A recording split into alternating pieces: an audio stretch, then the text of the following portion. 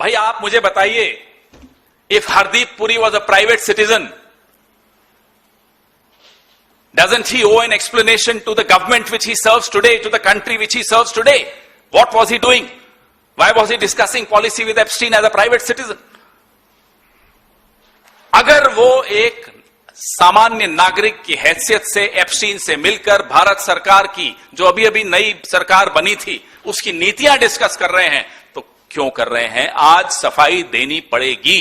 सफाई बाद में दीजिएगा, इस्तीफे के बाद, पहले इस्तीफा देना पड़ेगा।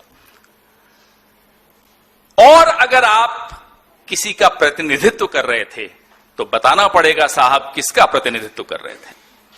उस व्यक्ति का जो संसद के सामने साष्टांग करके आए 1 महीना 20 दिन पहले, 20 दिन के अंदर अंदर एप्स्टीन से मुलाकातें शुरू हो गई हरदीप पुरी की।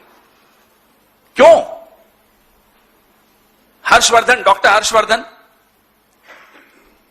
वही सब कुछ उसी दौरान हो रहा है।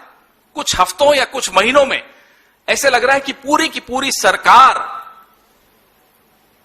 का कंट्रोल एप्स्टीन के हाथ में है। यह सामने आपके सर्कमस्टेंशियल से भी ज्यादा सबूत है। इससे बड़ा और क्या हो सकता है? शपथ लेने के कुछ दिनों के बाद यह सिलसिला क्यों शुरू हो रहा है? क्या हो रहा है ये? अब इसी इंटरव्यू में साहब, first of all there is one email, ये पुरी साहब कह रहे हैं, it is an exchange between me and Reid Hoffman. फिर वो बताते हैं साहब रीड हॉफमैन बड़े बुद्धिजीवी हैं, बौद्धिक रूप से बहुत सक्षम हैं। There is an exchange between Terje और Larsen who introduce me to Reid. झूठ। रीड से इंट्रोडक्शन एप्स्टीन ने कराया था। उसी इंटरव्यू में खुद बोलते हैं, उसी इंटरव्यू में 17 मिनट में खुद ही अपने आप को कॉन्ट्रडिक्ट कर रहे हैं। पहले कहते हैं तर्जे ने करवाया, फिर आगे कहते हैं in that first meeting Terje said I should meet Reid Hoffman, I said I don't know Reid Hoffman, Terje said Epstein is setting up a meeting. जब आदमी झूठ बोलता है ना तो भूल जाता है कि कल क्या झूठ बोला था। इन्होंने तो इतने झूठ बोल दिए कि 2 मिनट पहले जो पत्रकार उनका इंटरव्यू ले रही थी, 2 मिनट पहले उन्होंने क्या झूठ बोला वो भूल गए। इसलिए सच बोलना उचित रहता है, अच्छा रहता है। अब ये झूठ बोल किससे बचाने के लिए रहे, हम ये जानना चाहते हैं।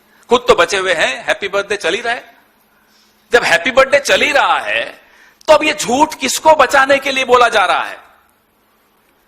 कोई तो है जिसको बचाना है। क्या ये वही शख्स है जो अब बिल गेट्स से भी डरता है, जो कहता है कि साहब सोर्सेस के माध्यम से कहता है बिल गेट्स नहीं आएंगे, फिर बिल गेट्स घूर के देखता है, बोले मैं आ रहा हूं, ये चुप बैठ जाता है? क्या ये वही शख्स है जिसको बचाया जा रहा है, जिसके लिए झूठ का पूरा ताना बाना रचा जा रहा है?